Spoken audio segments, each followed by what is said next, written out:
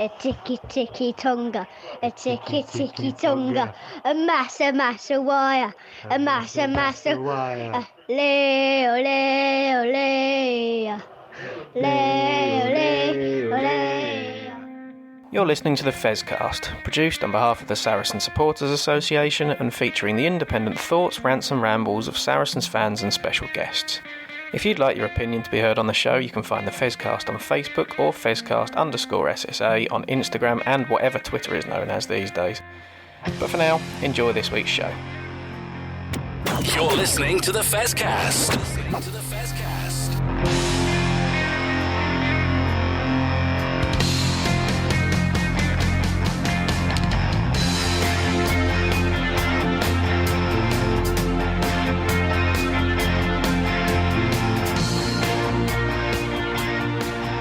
Well, hello everybody and welcome to episode 746 of the season, or so it seems. We've got to that point of the season, haven't we, Matt, where it's sort of like, well, everything's slowed down, hasn't it? We haven't got a huge amount to talk about, certainly on the men's side, but yeah, it's just you and me this week. We were both at the duel on the weekend, weren't we?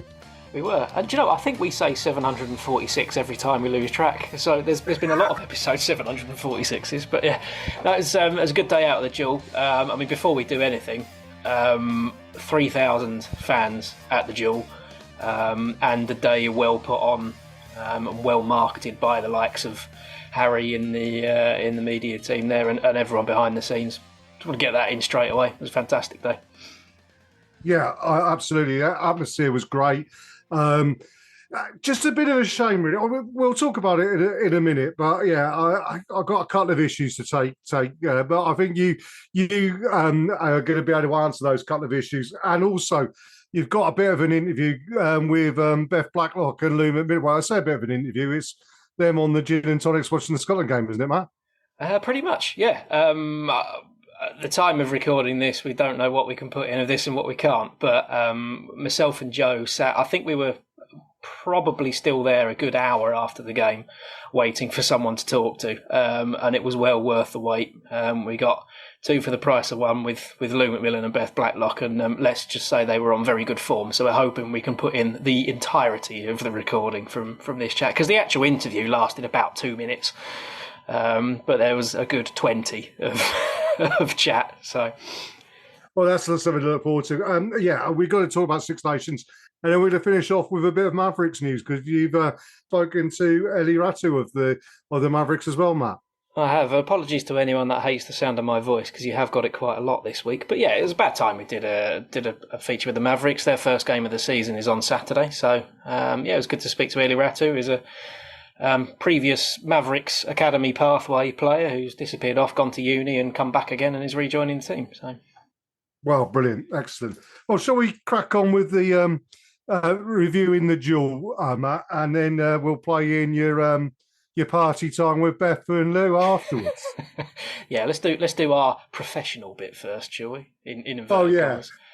Well, as I say, I mean, it was a great show put on down at StoneX. First things first, what was good was we got hold of the new CEO, Mark Thompson, and indeed, very personal chap, came across. We do need to, he made it very clear to us that he wanted Duncan in particular to know that he isn't just a Northern football type. He sounded about as Northern as you and I, really, didn't he? But his first love is rugby. He used to play rugby as well, and apparently, speaking of Lox's, Dave Loxley, he pointed out he'd been out in Canada. He played with some of the Canadian internationals, so he knows his rugby, and he obviously loves his rugby. And it was great to see him and his wife down at StoneX. Passed over my card. I've got his mobile phone number, which I don't know whether that's a mistake or not, Mark, but it was really good to say that he listened to the Fezcast as well, particularly the episodes we did with Lucy, as part of his research into before joining Saracens, Matt.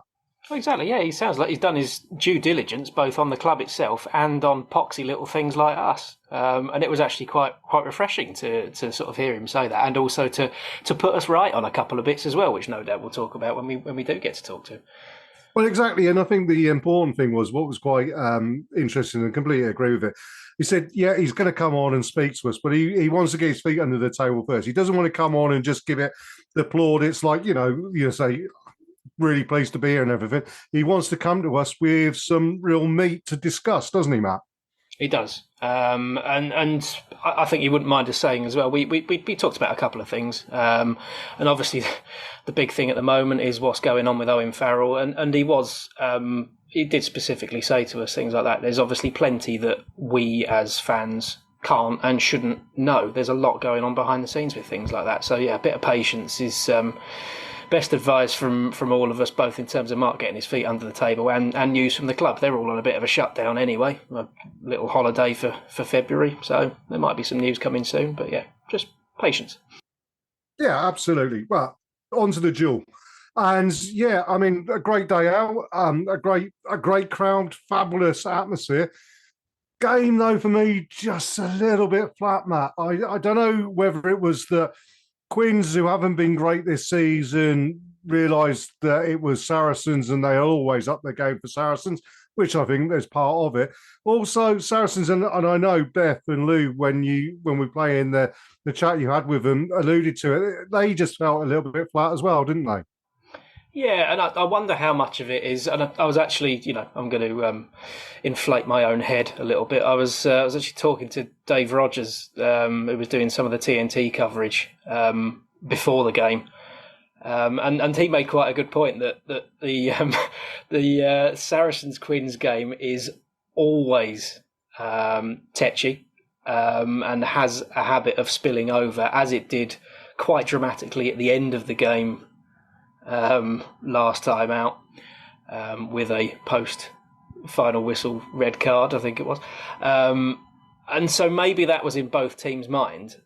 And so they were trying to hold themselves back a little bit from anything spilling over. And in such a way, it sort of meant that it was a bit defensive and a bit gritty at times. I think Quins are in a false position in the league, really. I think they played pretty well, and I don't think they played like a team that struggled for a lot of this season so far, so they might rise their way up. But yeah, it wasn't the box office match that it has been previously, but I think everyone still went away having seen certainly a very tense finish, which probably helps with marketing anyway.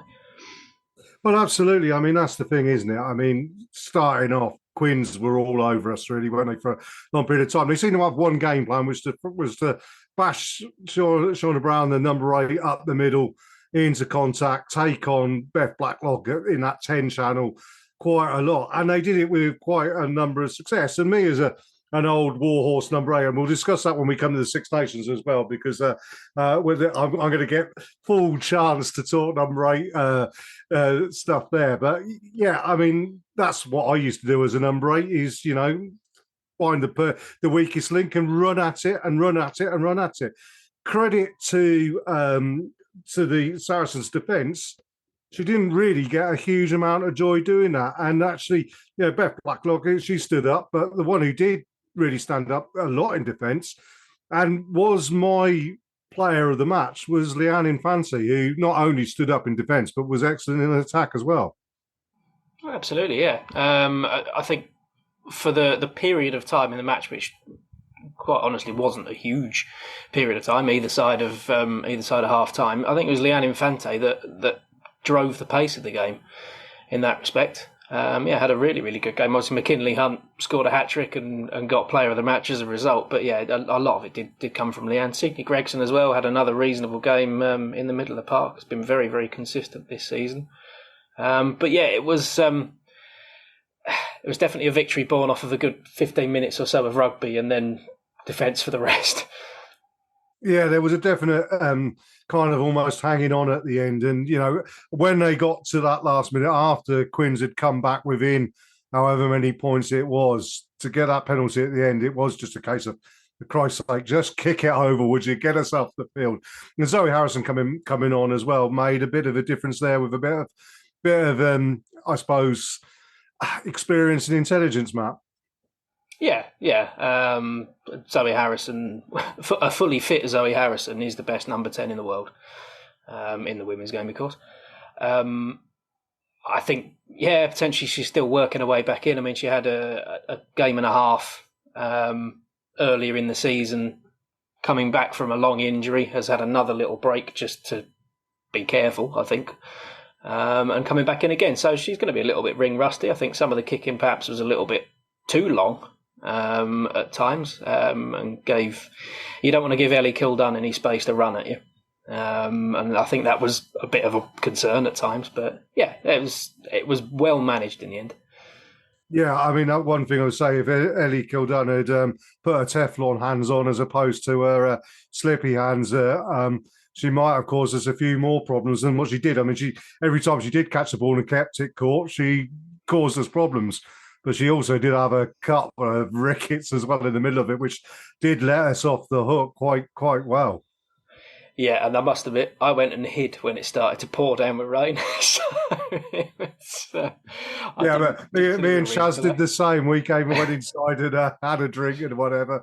But yeah, no, it worked fantastic. I mean, yeah, and as I say, McKinley Hunt, prop forwards getting hat-tricks. You can't take player of the match away from that sort of situation. I mean, there's prop forwards who haven't scored 3 tries in a career, so to do it in a match is pretty impressive. Absolutely, yeah. No, definitely well deserved. And I think she was definitely looking for that third try from where I was standing. Well, who wouldn't, eh?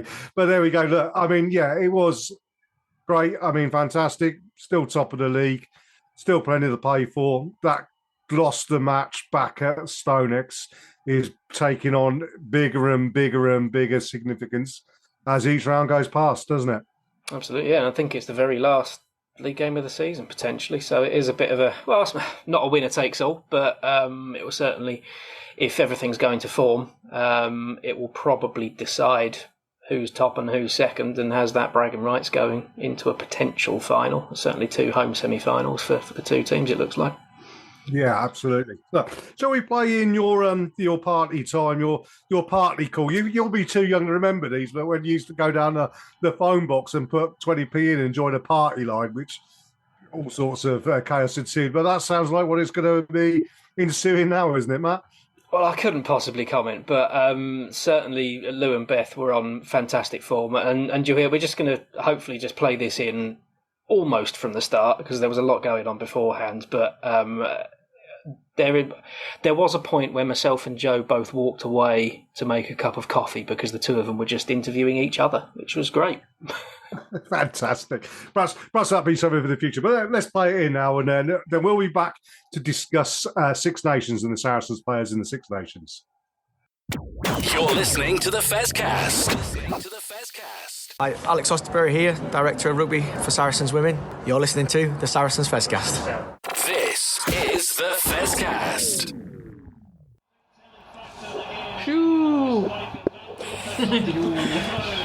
It's funny, the first time... Are you recording now? Yeah. Brilliant. Because I'm not an Edinburgh supporter, the first time I heard everyone go, shoo, I was like, why are we booing our own player? But, shoo. This is going to be an absolutely classic Fezcast. That's all good. We're making it a very Scottish podcast today. Yeah. If we work with it. We put you through it, I think, anyone watching that match. There we go. Oh, no. Just got my drink. I know how to do. Nah, leave it on for him. Go on, leave it on for him. That wasn't Honestly. Bloody hell. Fire him. We're the Six Nations. We support the men too. Is that doing it? Yeah. Hang on, let's try it. Wait. So this is voice, right? I don't need to go. No. Faces for radio, don't I? No, I'm very unsymmetrical. Excuse me. Yeah, Beth's got, look at those teeth. She should be on telling me on the other hour. Thank you. I appreciate that. I don't necessarily agree, but we don't need to jump straight away to radio faces, do we? We're talking about us. And also me, I'm very That's why we're all unsymmetrical. very... Guys, it's all It's about very audio. confidence. Confidence adds 90%. Was it Georgia that did it in her pyjamas? Yeah. Yep. Yeah, that's not surprising. Oh, see, I didn't know that. I could have booked my PJs. You could have got your PJ. Yeah. How do we want to do it? You just crack on, do a little introduction. You're very good at that. Hello, this is Facecast. Yes! We're here with 2 Scotland internationals. Your favourite Scottish international, Your some would say. favourite Scottish internationals. Best in the country, I heard. I thought you just said Beth is in the country. Beth is in the country. Beth is in the country. Yeah. And I'm Louise. Oh yeah, I didn't introduce Beth Blacklock. Yeah. McMillan. Go on, introduce Louise McMillan here. So Louise, how did you find the game went today? Well, how did the game go? I feel like it was all about energy. It was all about We energy. didn't have energy. Yeah. We gained a lot of energy. And then we lost energy. Yeah, there were definitely some peaks and troughs. Momentum swings. Yeah, though you definitely did bring some momentum today, some good steals. Yeah. It's just going to be us flirting with each other. Hey, that's what it's about. It's near Valentine's Day. Romance is what we actually, need. after the match, one of the first thing I said, Beth, your boot, because this girl can kick. Aw, charming, isn't she? See, that's what the Scots bring. We're so nice. No, I know. We do bring that little bit of... I think we've got an edge, but we can also bring a softer...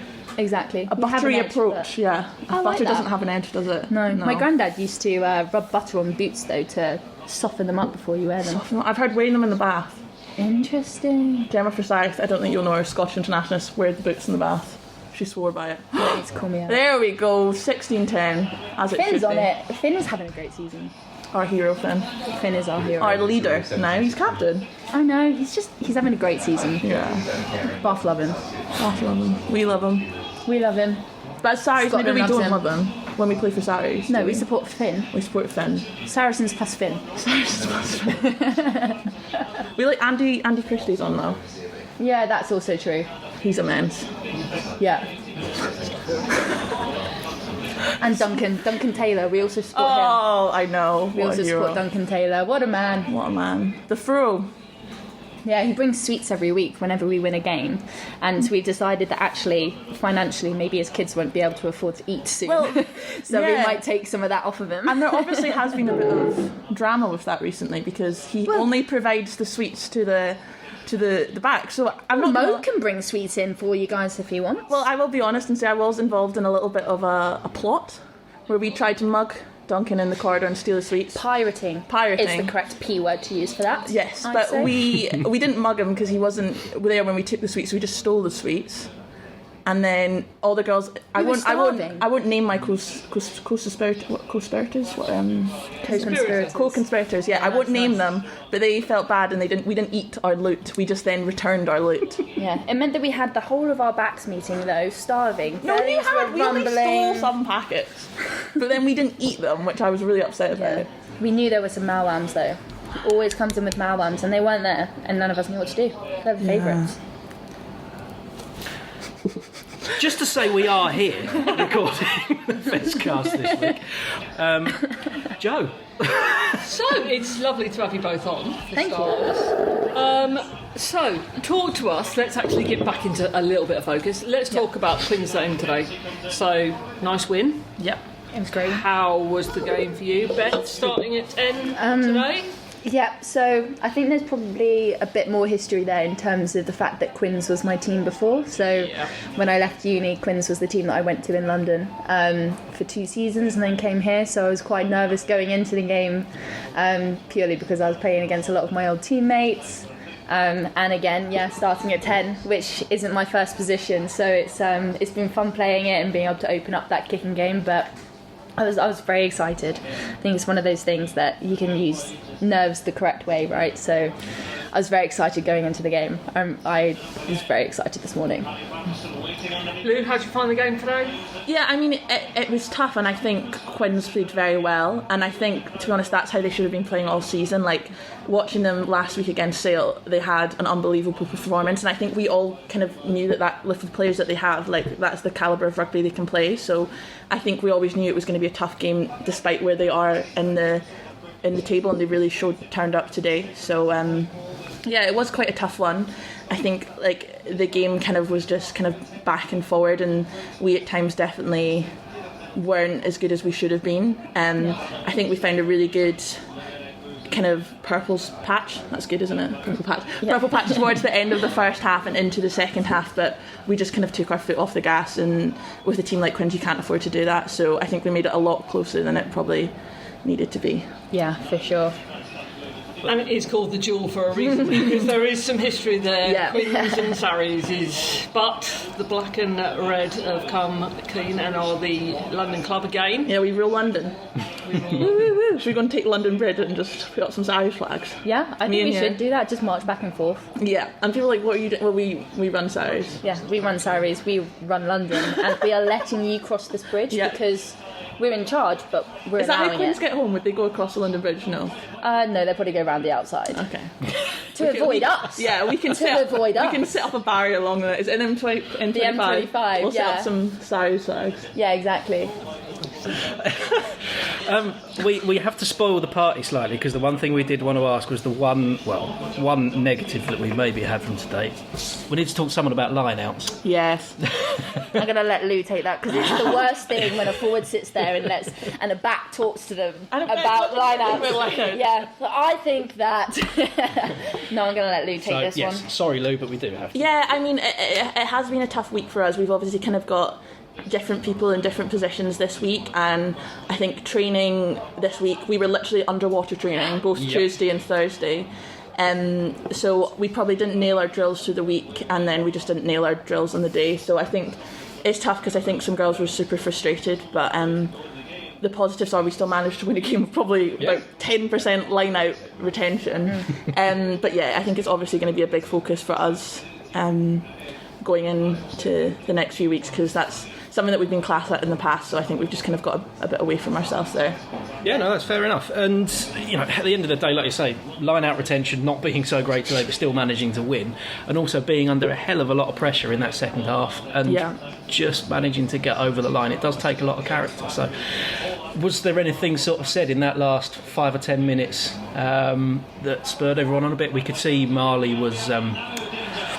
Being Marley, yeah. Animated. Yes, animated, that's the word. But yeah, I think it was probably just a bit of frustration that, like I said, we kind of took our foot off the pedal and we completely let them back in. So when we were doing that final kick back to them, I think everybody knew that, like, we have to go out and earn this win. Like, it's not easy, but yeah, I think probably there's a few frustrated people there, but like I said, Quins are a quality side, so we shouldn't be too disappointed in ourselves to get one. No, absolutely. Beth, anything to add? Get lost in the rugby. Break for you guys next weekend. Yeah, we've got a wee break, and then Leicester and Bristol. Yeah. And then Six Nations. Yes, so obviously both of you are probably looking forward to the Six Nations, hoping to get yourself into the Scottish team. Yeah, definitely. I think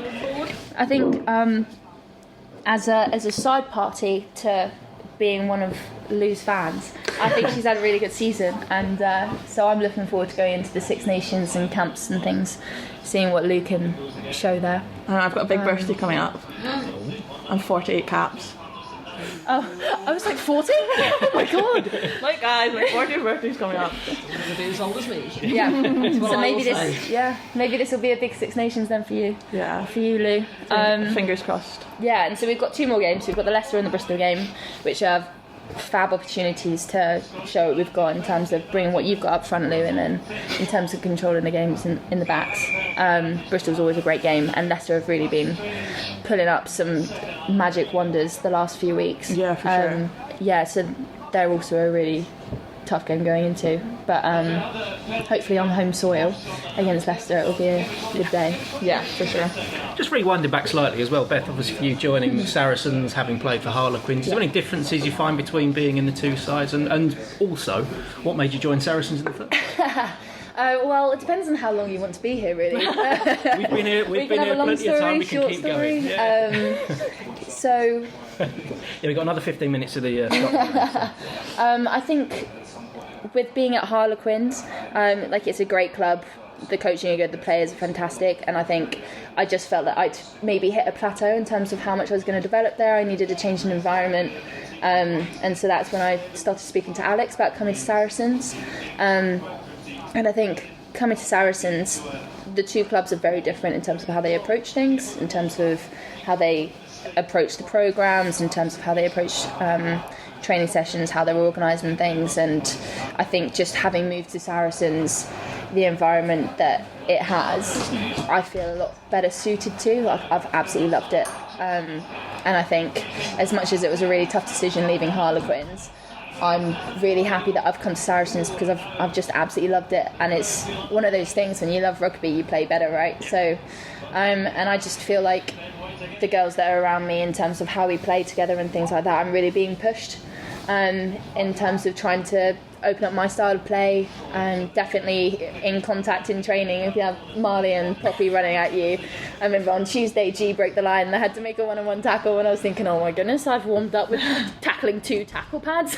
I'm going to one-on-one tackle G here running full pelt at me, but it's been really class, and I feel like I've definitely developed a lot more as a player. So yeah, I've loved it here at Saracens, and I'm excited to go into Six Nations for that reason as well. Yeah, fair play. And happy to play 10, 12, 13, 15. Do you know what? Prop.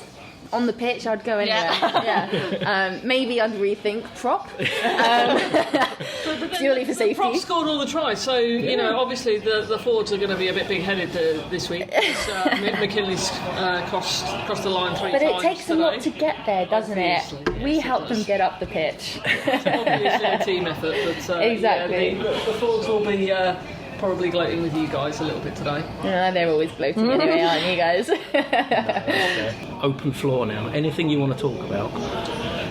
Rugby or not? So, one of the other Scottish players, Corrine, Yes. we have a dilemma. Okay. So, Lou is in one corner of the room, and they have a little group that's called the Chocolate Club. Okay. Right? I'm going to add some context after that. That's fine. So, for us, we aren't involved in this chocolate club, but we don't want to join the chocolate club. We don't want to try and impose or be forcing ourselves in. You know, you have to be asked in. Who's in the chocolate club? And so, who's in the chocolate club, Lou? The Chocolate Club. Now, it is just location based. Like, anyone who sits in this corner is invited. And let me tell you, Chocolate Club doesn't have good origins. Chocolate Club doesn't come from a place of happiness. It comes from a place of glum and sadness and despair. So we started a little club because we thought we need a pick-me-up sometimes, and it has kind of just grown arms and legs, and now that basically everyone in the room knows about it, because it used to just be a little chocolate bar, someone would bring chocolate once a week. Yeah. But now, because everyone's so thoughtful, like, it's grown arms and legs, They had and a there's now Connect 4 there's chocolate displays of on affection. Thursday. It's how we just show our love for each other. Yeah. So yeah, a But- good one. Yeah, the 4x4 Connect 4, Yeah. Shaz did some with names Personalised chocolate bars. Like you. But not everyone is included. No, Did you feel no. like- No, So because that's what I it's mean. I feel left location-based. out. Yes, I know. And so we're not going to impose, not going to take it personally. However, the dilemma that we now have is that Corrine and I now want to have our own club. But not chocolate, but a different. But it can't be chocolate. So can't be what would you go chocolate. for? What would you go? Haribo's? Well, A gum-based sweet. But then you're rather Well, limited with Haribo's, aren't you? If you keep it specific like that. this is it. Do you need? Are we sweet or savoury? What do we need it to be? Well, that's what I mean. So my proposal that I've thrown out there is pastry club. Because think about the different There is a lot of pastries that different you can pastries. bring. But are you cooking the pastries? Are you making them? No, Cut the Mustard, the coffee shop round the Yeah. corner, they do them a lot better than me. And they have the best almond croissants. But that's another consideration. Is chocolate club is becoming quite expensive because you can't just turn up with a chocolate bar, like 5 chocolate bars anymore. See, People trying to outdo People are each trying to outdo each other, and I'm next week and it's Valentine's Day. So you've got to win that. I've You got can't to do that, Rob. I've got to do something big for Valentine's Day, and I'm suddenly thinking it's more than just a chocolate bar. I have to display my affection to the people of Corner Club, Chocolate Club. Yeah. So Well, if you- see, Corrine and I, we're going to be exclusive. No, it's not exclusive. No, but you are It is just- exclusive. it is and a little bit so of are division we now. Yeah. Well, look, if That's the thing, she's tearing Scotland apart. Oh. Lou and Fee are over there, like, having a great day with chocolate, trying to pick each other up, and me and Corrine are on the other side of the room. So is it just a few of you in chocolate club? So or is it's literally expanded just quite a bit based now? on the Saris changing room. When we train, we all kind of have our seats, They're the and we're little corner. we're creatures of habit. So you just go to your seat. Somebody might try and mix it up, but we're normally just creatures of habit. So I sit next to Sophie Bridger, and then next to me is Grace. Next to her is Steve. Next to her is Shazzy, and next to her is Rosie. And it's literally those are just our seats. so, And we're- and is that the cut-off right there? no, because that's all the seats there are. Ah, okay. So there's not Rosie and then someone Well, there's a else, and door. there's a proper There's division. a door, and then there is Marley, and Marley does That's normally where kind the- of tend that's to where the dip in. division is then. Yeah, but it's a door. It's it's physical features. It's geography. And It's you've like got kind of a corner we're an that you're isolated now- So island. we're like diagonal Right, across okay. the room. Okay. Yeah. So you are if quite you far started away. a chocolate club, you'd have a lot of people. I know, Because we you'd would. stretch from the pillar Because to there, the- there isn't anything that Okay. stops it, so there'll be like a good 15. My Yeah. suggestion You'd for have to that, buy pastries add a bit for it. of class in. Cheese and biscuits. Lots of different cheeses. Interesting. Oh my God, See, the imagine thing you start is bringing that I wines. would absolutely love to have a cheese and wine club. Oh yeah. That would be brilliant. There would But I be don't some think I eyebrows could do that raised. before training. Yeah. Probably not before training, getting the red wine Yeah. out. No. We'll get Beth on Cheese and Wine Club. Oh, The actual I would Fez love cast to from- do that. Okay. Battle. What other virtual You don't like a cheese and Shiraz, wine is that what you don't like? Yeah, I don't like a Doesn't like Shiraz. Shiraz. Don't give me Shiraz. I love a Cab Sav. What was the line? What was the line from Scotland? I got fined because we were sat, and it was lunchtime. And someone was talking about wine, and so I didn't bring up the topic of wine. I would like to say, I get caught out in Scotland, but lots of people don't provide context because I'm not really that far off. But we were sat there, and someone was talking about red wine, and I just kind of turned and I said, "Do you know what? I would die for a glass of Cab Sav right now." And of course, me going into Scotland Cab, saying that with a London accent, that was straight in the fine. Never a Shiraz. Never a Shiraz. Never the Shiraz, darling. It's blasphemy, that. It's difficult. So what we need probably to when we put out the Fezcast is to put some kind of poll out to help Beth here determine what kind of club they need. Corey and I would absolutely love some help. Yeah. So and can I just say the only reason that's the only thing that's kind of been thrown out there. Right. Okay. Yeah. Brilliant. Chaos. You can't defend chaos. No. You can't attack chaos. It's enjoy. Me and Beth are very chaotic. Well, as we've been told, we need to hurry up and let you go and do the proper stuff today. Alrighty. Really appreciate you being here. No, thanks for having us. Yeah, thank you. Sorry, that was almost It was? France time. You did sound just a little bit on edge there. Just slightly. Without having the video, that was a bit odd. But look, best of luck in the next couple of games. Best of luck in the Six Nations. Hope you get plenty out there. And thank you very much for joining us and entertaining us for the last 20 minutes. And we Thanks for having us. On again. Yes, and we'll get some suggestions on. Yeah, we need some breakaway ideas for the club. Yeah. Okay. Beth, Lou, thank you very much. Thank you. You're listening to the Fezcast.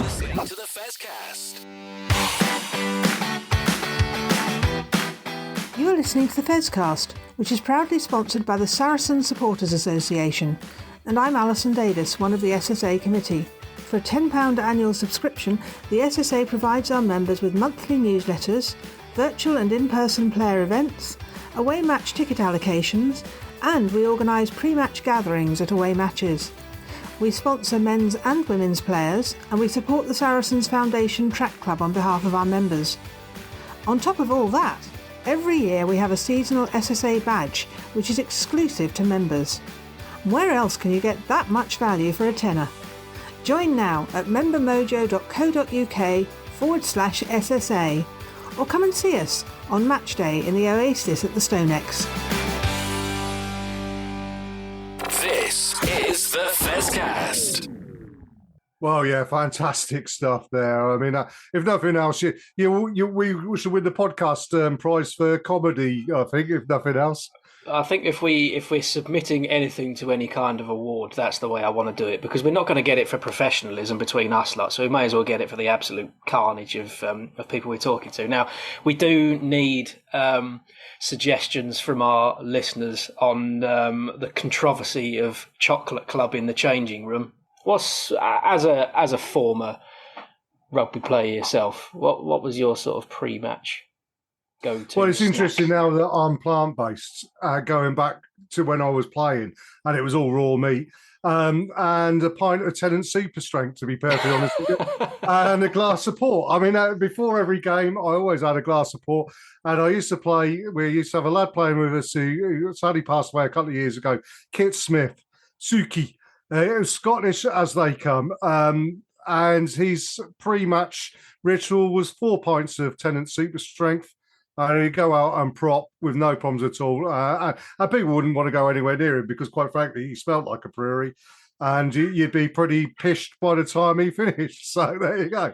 So yeah, 4 pints of Tennant Super Strength. Or the other thing, this is the one I used to do as well. You'll love this one. Is a pint of Guinness, shot of blackcurrant, drop a Mars bar in it. Drink the Guinness and then eat the Mars bar afterwards. Honestly, it's a taste sensation. But there we go. Yeah, Beth, if you're listening, I'm not sure Alex Osterbury will take too kindly at that one, but there we go. That might be too healthy for the Scots amongst them, though. Who knows? We're about stereotypes. But anyway, talking about the Scots, let's move on to the Six Nations, and we'll take the games kind of in order. Well, let's do Ireland, Italy first, because there's no sort of Saracens influence there. Ireland managed to get out of second gear briefly, I think, for a little while. Italy huffed and puffed, but did nothing. It was a bit of a non-event at the end of the day, wasn't it? Pretty much, yeah. I must admit, I have only seen the highlights of that one. Jack Crowley looks like a very good latest 10 off the rank for Ireland. And I think, to be honest, the one thing I would say out of it is to me, it does kind of show. You look back to the World Cup and Italy losing 90 odd zip to New Zealand, and I looked at it at the time and I thought nobody in the Six Nations would do that to Italy. And they are a better side than that scoreline, certainly playing in Europe. And I think that shows it really, that Ireland is the one team that could really have blown Italy off the park. Now, we might see it later on in the tournament, Italy get hosed by France, for example, but I think that they're a better side than that, for sure. Well, yeah, I mean, but France have to improve hugely. Now, Scotland, from a Saracens point of view, Andy Christie came on at half-time and improved Scotland's pack, I felt. He really did show something different that Scotland haven't had last couple of games, I don't think. Yeah, I mean, it always seems a bit surprising that he hasn't had a look in up until now, but they've had some very consistent names in the back row, and it's taken the likes of Jamie Ritchie and Hamish Watson to drop out for Andy Christie to get a go. But yeah, he certainly, from what we saw with one eye on it, talking to Beth and Lou, he certainly looked pretty sharp, and yeah, obviously nearly got them over the line, and perhaps should have done. Indeed, I mean, well, this is the thing, isn't it? I mean, you talk about the Scotland and all the focus is on the try that was, and let's be honest about it, it was a complete rickets by Nick Berry, who asked the wrong question at the start of it, and then Brian McNeice doubled down on it by bottling, actually saying what everybody else in the stadium and everybody else watching on television saw, and he bottled that. But the simple facts of the matter is, Scotland should never have been in that position. France were absolutely turgid. They have no Dupont, they have no Entomac, and then they lose Gregory Aldry early doors. Those three players are so important for France, and you don't have them, France look ordinary, unbeatable by anybody, and Scotland should have beaten them. And I think Finn Russell, if he was to play back that game, one, at the end of the first half when they had all those penalty opportunities, he'd kick for posts and get that extra 3 points and put that extra pressure on France. And secondly, he would turn up for the second half, because again, he didn't turn up in the second half. They just tried to contain France. Never going to happen. And the one bit of magic in the game came from the lad on the wing, Bailey Bieri, or whatever his name is. I can never work out exactly what it is. But he was the one player who turned around and said, do you know what? I'm going to try something on here.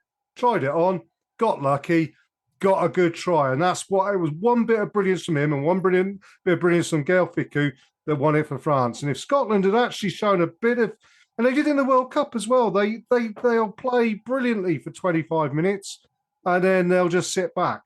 Unless they're playing England, when they'll play for not 80 minutes against England. And until they can raise their performances to what they raise their performance against England, every time they play, they will always be third or fourth best team in the Six Nations. I think, to be honest, because there's now try bonus points in the Six Nations, I think teams have forgotten that they can win every single game 3-0 and win the Six Nations. You get the bonus points at the end for winning the Grand Slam and you win the tournament, regardless of any bonus points and things. So you're right. Scotland should have taken 3 points on a number of occasions. If you look at a nice freeze frame of that final try that wasn't, there's backs in acres of space on their own out wide, and just shuffling it along the line, someone would have had a clear run in as well. So yeah, there's lots of opportunities that they should have taken. But yeah, unfortunately, as we always do, we're focusing on referees.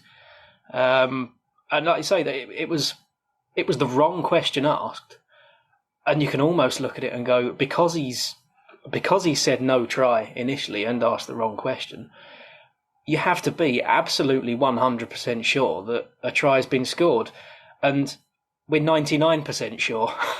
And so, yeah, by the letter of the law, it probably can't be given, but it just looks absolutely ridiculous, doesn't it?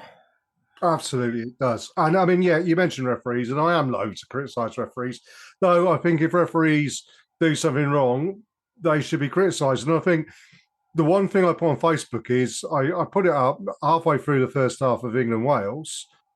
Note the Six Nations, please can we not have Southern Hemisphere referees?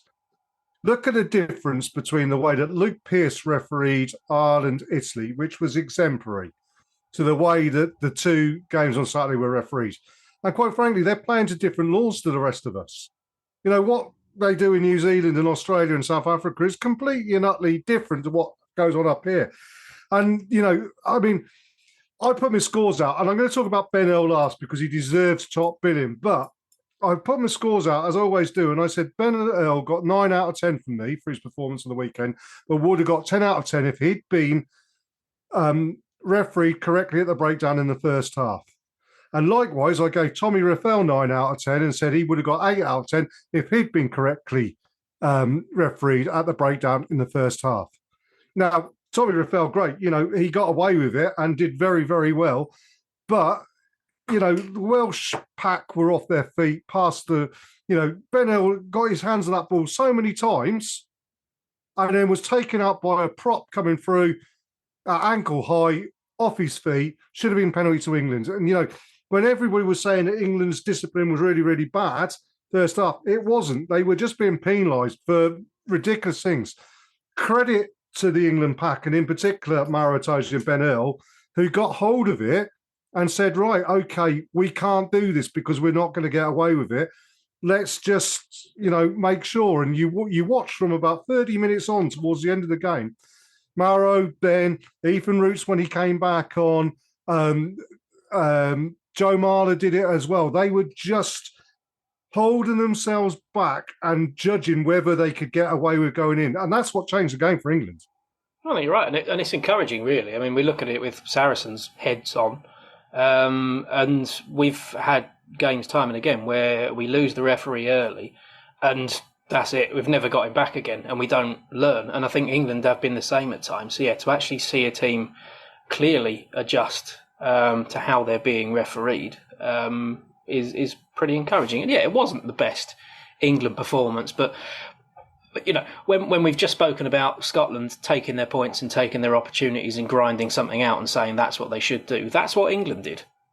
And we shouldn't complain at a game that we've just about snuck over the line because, you know, the alternative is potentially losing it if we don't have that ability. And you can see there is a transition in the team and in the coaching staff and in the squad itself, and it is a work in progress, but it does seem to be moving in the right direction for me. So I think we do have to take some of the pressure off of Steve Borthwick when we turn around and saying he's boring and the style of rugby's no good. It's you got to give it a chance because there is clearly some changes happening right now, and a full team of 15 internationals that have all disappeared off to France as well, which doesn't really help.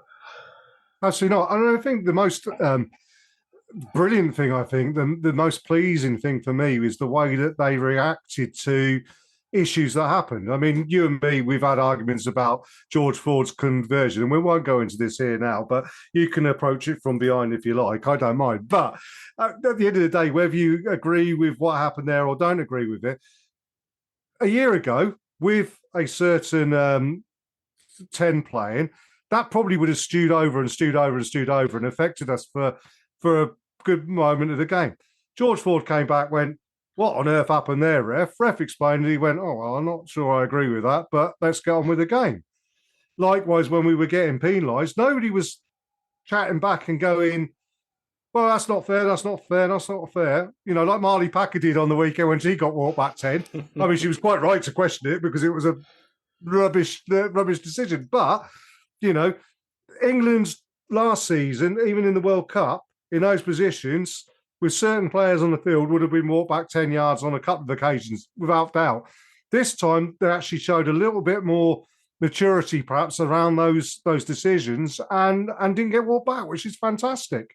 And I think there's a calmness which comes from Jamie George, Maro Itoje, and Elliot Daly, and Henry Slade, who I am quite critical of Henry Slade, but he's a calm player. There's not that, George Ford again, there's not that combativeness, the world is against us kind of attitude. They've moved on. They have. Yeah, no, that's absolutely right. I mean, I am going to touch on it.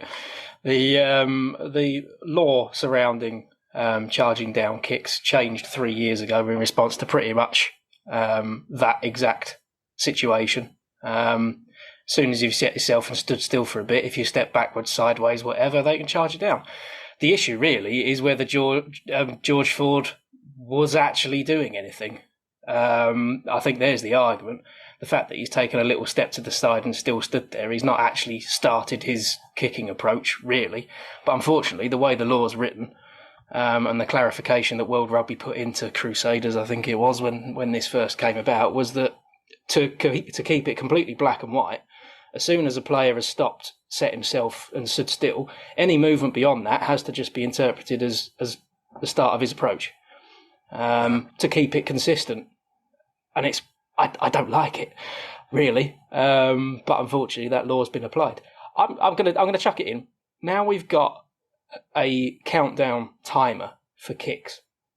What's to stop completely changing that rule and just having it where the countdown timer's less time, with 10 seconds to go or 5 seconds to go or whatever, regardless of what's going on, they can charge it down.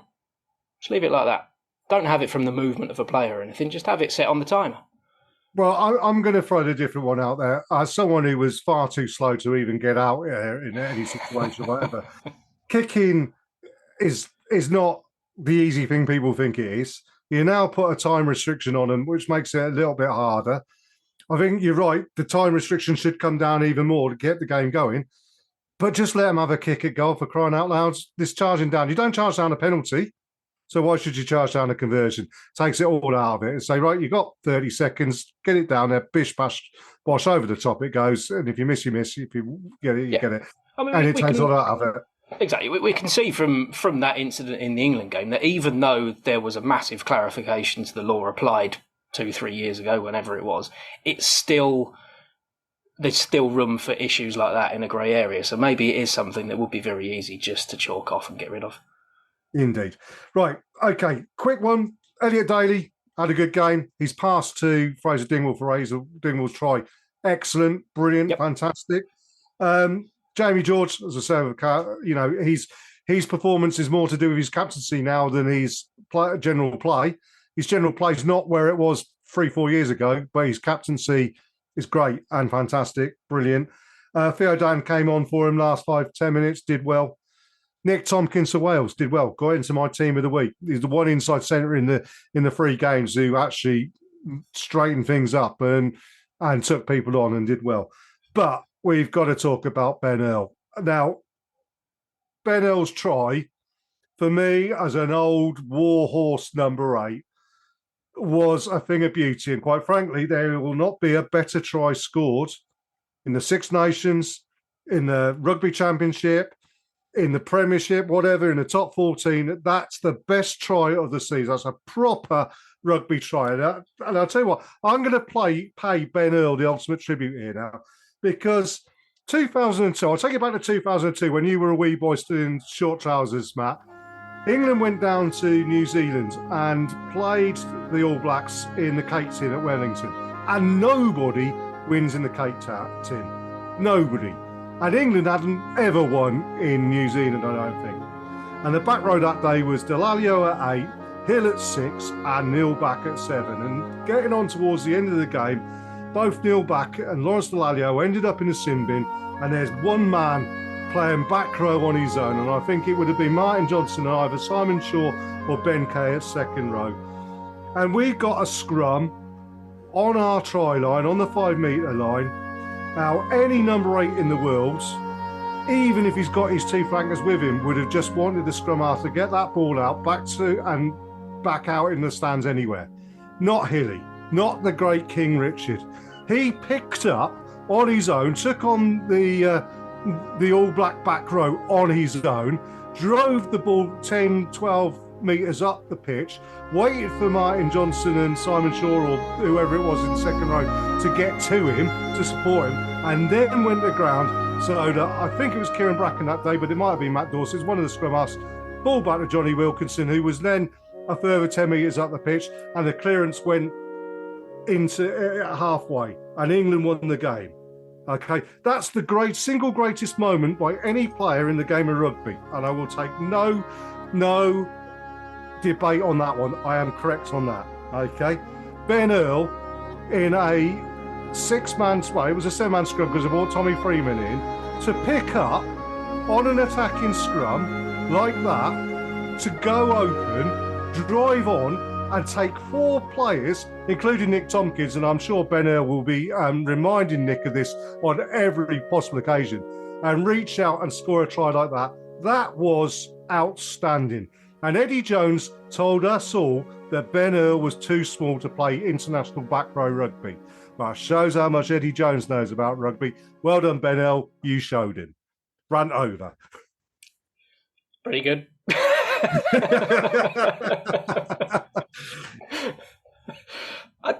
What am I supposed to say now, really? What you meant to say there is, Jez, yes, you know number 8 play, and you are actually. It was fantastic, wasn't it, Matt? You could just say that was a champagne moment. I think, to be honest, it was. Although we've thought about Ben Earl as an international rugby player for a long time, and as a Saracens Player of the Year, etc., that for me was Ben Earl's proper coming in international rugby. I think he cemented his play. I think there's been questions about whether he's playing number 8 because Steve Borthwick doesn't trust anyone else at number 8, and he's not really a number 8, and he should be playing 7. I think that game has just showed that, yeah, of course he can play at 8. He can play 7 or 8 and be just as class either way. Yeah, absolutely. I mean, utterly brilliant, and made the rugby weekend for me. Well, I shall tell him that as well if I get a chance to speak to him on Friday, because now I've got my Fezcast branded wear, and I'm off to Twickenham on Friday for the men's open training session, where I hope to grab hold of the great Richard Hill as well, because he'll be there as well, and give him the card and see if we could get him on. That's my task for this Friday. But yeah, I mean, getting an opportunity to see the guys and say hi to them will be great. But yeah, shall we finish up there and play in your interview with Ellie Rattu of the Mavericks, and then we'll come back and do a quick outro to finish. So as you should. Over to me. Hi, this is Petrus Duplessis, and you are listening to the Fezcast. This is the Fezcast. Long overdue this season. We are finally having our first Mavericks feature of 2024, and I'd like to say we've got Ellie Rattu with us from the squad. Ellie, how are you doing? You all right? Yeah, I'm very well, thank you. How are you? Excellent. Yeah, not too bad. So jumping straight in, when we talk to someone for the first time, we normally get their potted history of how they got into rugby or netball or whatever else we're talking to them about. You came through the Mavericks pathway when you were young, before moving on and then playing for London Pulse. So just give us a quick history of yourself in netball and how you ended up back here at the Mavericks again.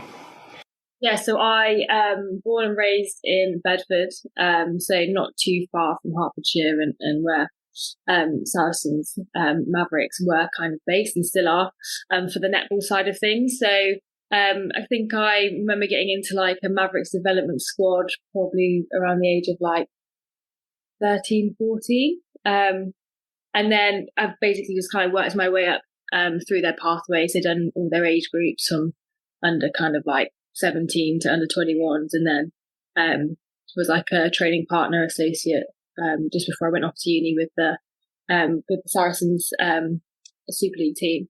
And then went to uni in Birmingham, so went and played for Wasps, what was Wasps over there, for a couple of years, and then in my final year of university, London Pulse asked me to play for them, so I made the transition and then with them for 3 years, and now I've returned back to where it all started at Mavericks, which is exciting. Excellent. And was there anything in particular that made you sign back up with the Mavericks for this year? Or?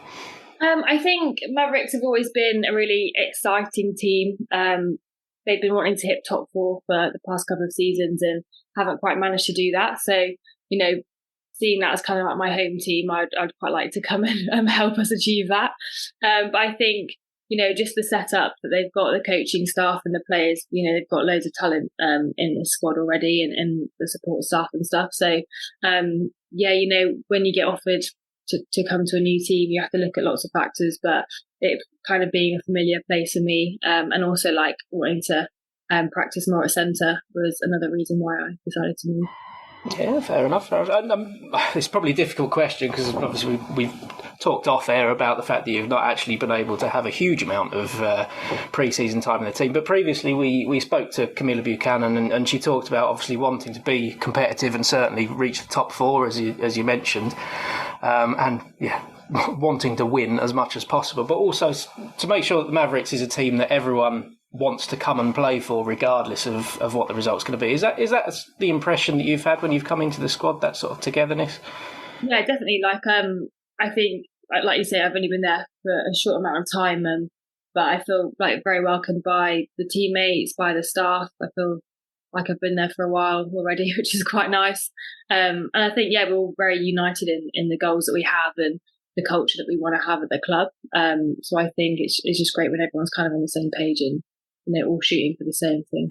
Yeah, that's fair. And you're sort of coming into a bit of a transitional season, really. Obviously, Sasha Corbin is someone who's been around the Mavericks for a long, long time. Obviously, there when you were going through the development pathway as well. And Jodie Gibson and Georgia Lee's taking on more of a leadership role. I can't really ask you if there's any sort of differences in the two leadership styles, but how have you sort of found? Obviously, everyone around you is transitioning a little bit there. Is that quite interesting to come into? Yeah, definitely. I think it's exciting as well because it means that everyone's still trying to figure out their roles within the squad, and I think it also just makes everybody realise that we all have parts to play and like different leadership roles within the group. So yeah, it's amazing to have Jodie and Georgia as like captains, and they lead that really well, but they also encourage all of us to step up and have our voice and have our say, and at the end of the day we are all equal on court and off court. So I think they work really well to make that culture, but they also transition really well between the coaches and present our needs and our questions and voice stuff from the player group really well. And Cam's always been really approachable, and being a player in the past as well, very much kind of gets lots of the things that we'll be thinking about ourselves as players. So I think that's a really nice relationship that we've been building together. No, sure. And you mentioned obviously you want to play more at centre, and you're going to have to forgive my total lack of knowledge of where you've spent most of your time playing on the court. But obviously centre, a very, very important position, and the one that Sasha Corbin has left behind mostly with the Mavericks. And coming into a new side and taking on that position, is that a huge challenge for you, or one that you're really looking forward to? I think it's both. I think I moved to this team because I wanted to challenge myself. We were the team I just came from. We made the finals, and we lost in the final, and we were quite a young team. So I think I wanted to play more, and I want to kind of put myself in an environment where I am going to have to learn how to play with different players.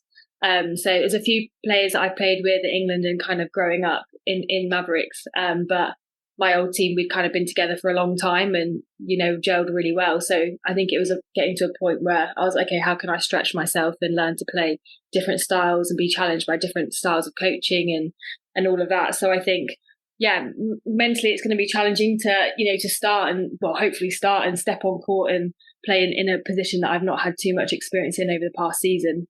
But I'm excited to kind of, give that a go and see how it plays out, basically.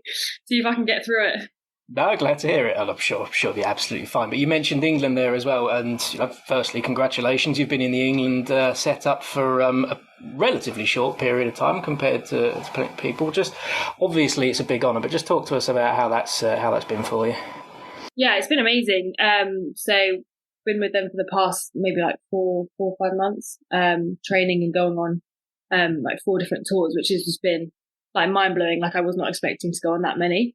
So the experience from that has just been sort of invaluable, and I think it's been great to be in the England culture and learn, how we can get to a point where we push each other and we try to, break expectations and kind of go where we haven't really gone before. And I think that's something that we can take into Saracens and, pushing that barrier of that top 4 that we've been fighting at for a couple of years. So I think that's been really helpful. And like you say, I've always wanted to play for England. That's always been a dream of mine to kind of get a bit more court time, especially more than I expected, has been really great, and hopefully going to give me some confidence going into the season as well. That's good. I mean, the other thing I was going to say was I'm sure you've got plenty of things that you can bring to the table with Mavericks, having been in that England setup.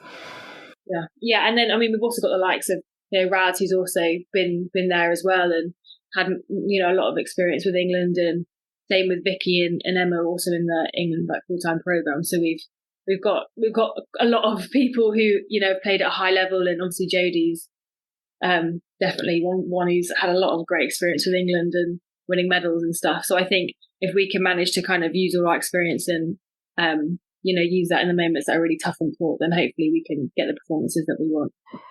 I don't really know how you're managing to do this, but everything we talk about, you're dropping something in that leads me directly onto the next question I have, which is fantastic. So you mentioned about being full-time. And obviously it's not something that's afforded to everyone within netball at the moment, nor is it with women's rugby. And we talk to players who are in various levels of part-time, full-time, and some amateur players as well. I guess it's a difficult question to ask, really, but presumably haven't been full-time for very long. What are the differences, do you feel, or the opportunities and advantages that you have as a full-time athlete as opposed to a part-time one? I know there's an obvious answer to this, but I think it's good to get it from this side of the fence for the first time, really. No, 100%. I think, I've done both. So I've had a year where I've done it kind of like through, adversity, but since being in like the actual Roses setup, like the senior squad, obviously that's very different in terms of training. So I've kind of had it where you're trying to do your Super League whilst having a job. But then I was also living 2 hours away from where I was training. So I was having to drive into London after work and, late night trainings and trying to fit stuff in kind of every day of the week. And then when you get to the weekend, it's games and it's more travel. So I think, it can take a massive toll on people physically and mentally. And I definitely experienced that, especially when it was around COVID time. And then, the gift of then being able to be a full-time athlete is you actually get to rest.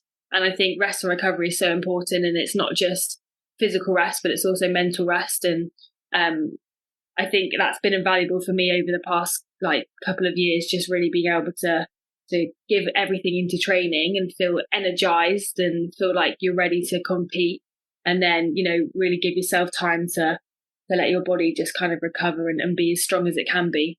I think I realized that when I was working and training, I'm turning up to training tired, and therefore impacts your performance. Whereas actually being able to rest and do things that get me into the best position to then train really well and then hopefully play really well as well. So yeah, it's massive.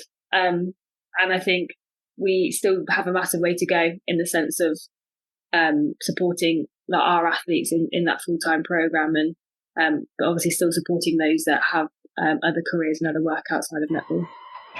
It's obviously something as well that as netball becomes more and more successful and more in the public eye, as hopefully has happened after England performing particularly well at the World Cup, that can only improve. But what's interesting for me there is when we've spoken to people who are maybe on the other side of things, being part-time, juggling jobs with sport, a lot of what they say is about it'd be nice to have sort of access to full-time strength and conditioning and things, and a lot of it is about the additional training and things that you can do. So for you to turn around and say actually it's nice to have a rest, it does put a fresh perspective on things, and one that is totally right, actually.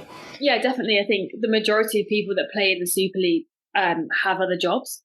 So I think, speaking to friends that are in that position as well, it's like you say, it is, obviously you want to be able to have time to do extra sessions and fit all that stuff in, which would be amazing. But you only can do that when you're in a place that your body and your mind can take that. And I think sadly for some girls in sport, they lose the love of it because it's just so intense, and they're going right from a job straight to training, sleeping, and we're just repeating that cycle. And I think that when things get hard and the love kind of goes for it and it just seems more of a chore, I think that's when we get into the danger of losing women in our sport. So I think that is definitely something that we have to consider. And I definitely commend those players that are like, I need to protect myself, or, make some time for that. But I think we need to make sure we don't get to that point where players are turning around and feeling in that position.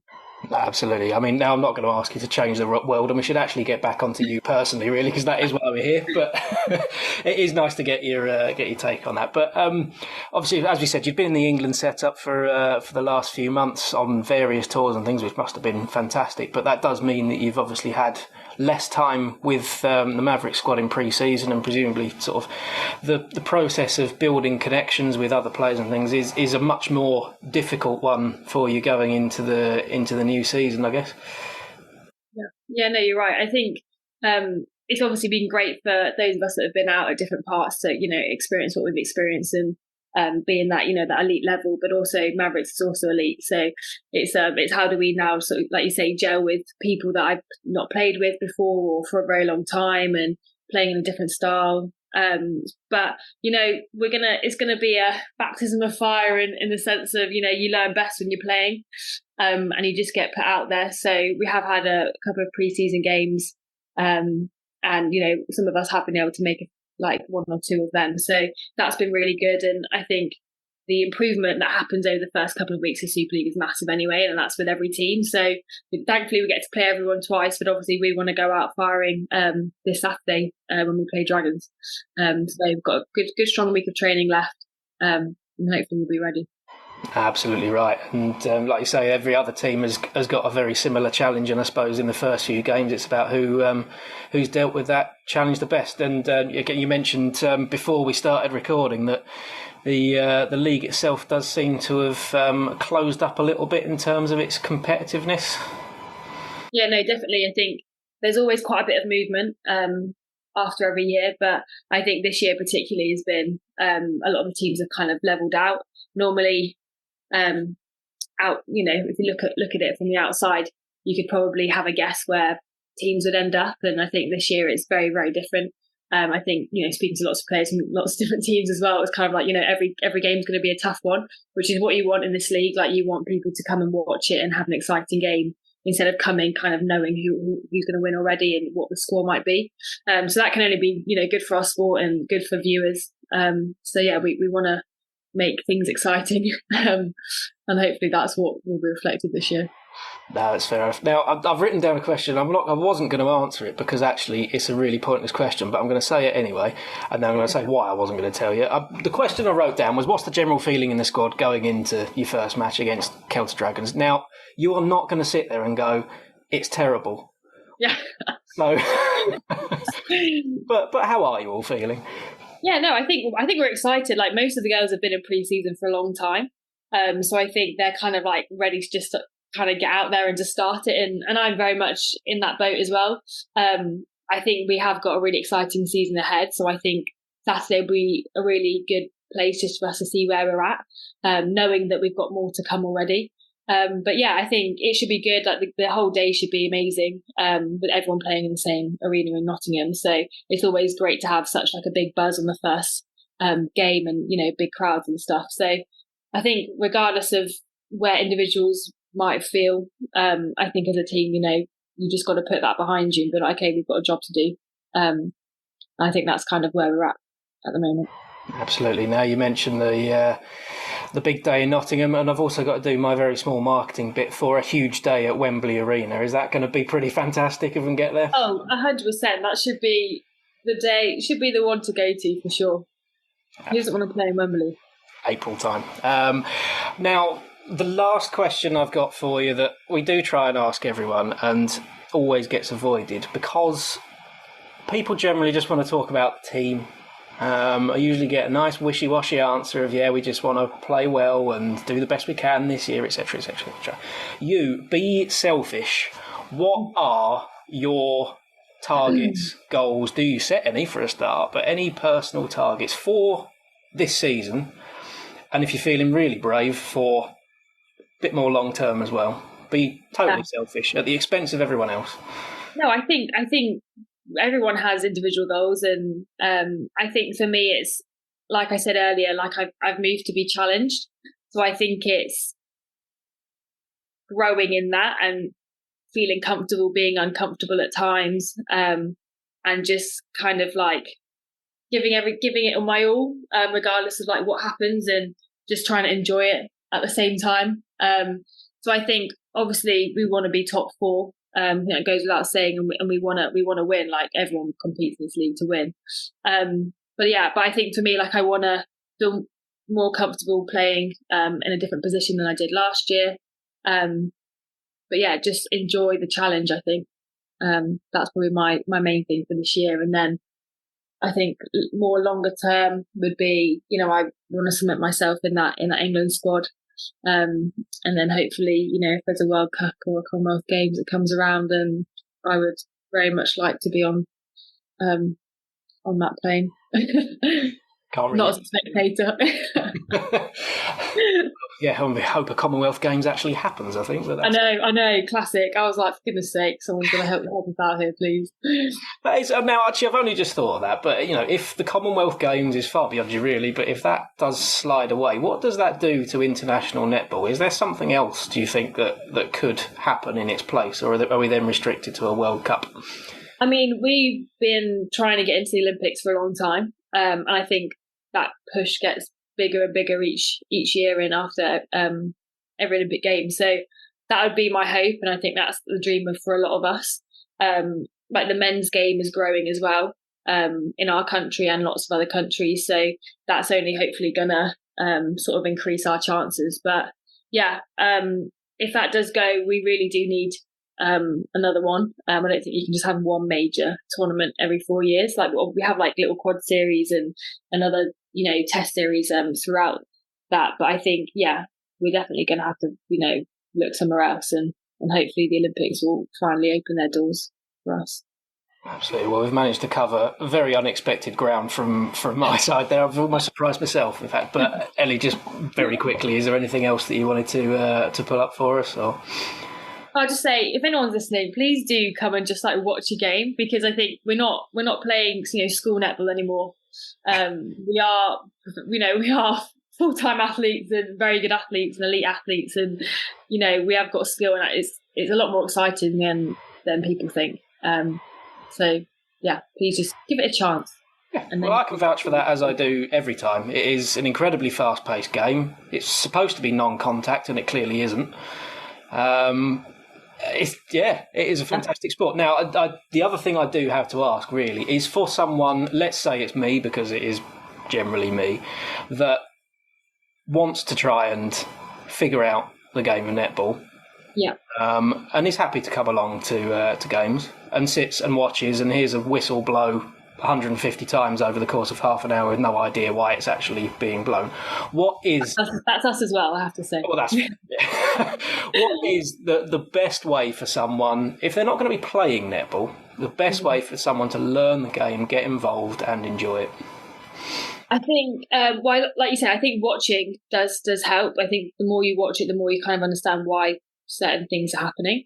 And like you say, different calls for stuff. But there's a lot of information if you go on YouTube, there's so much stuff like that. But also just go and get involved. There's so many like clubs going around, depending, like regardless of what age you are, male or female, like there's loads of stuff all over Hertfordshire and like into London and all over the country really. So England Netball do quite well at signposting people to different events that are going on and different clubs that will be locally to you.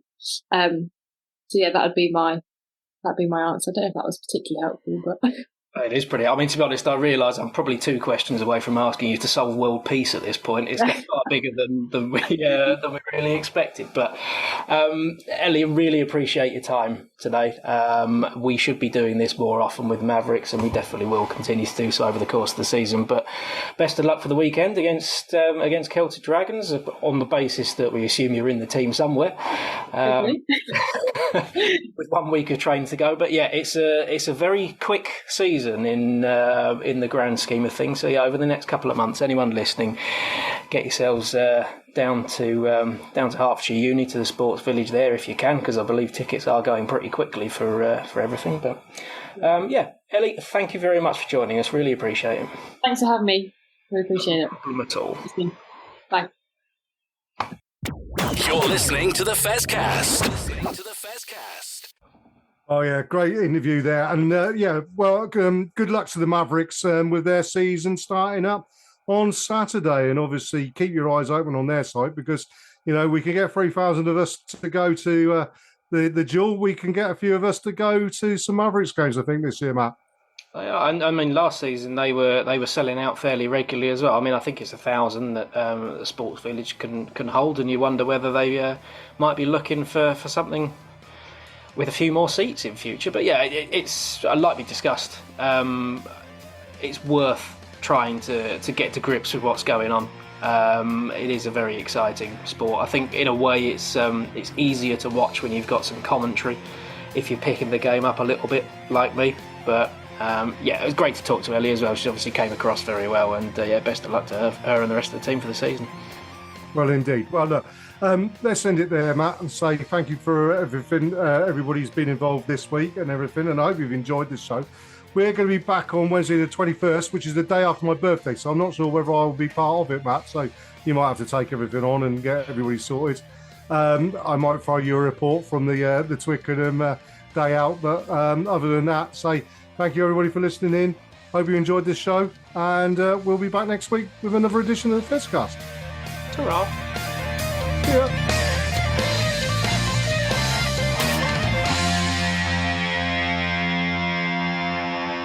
This is the Fezcast.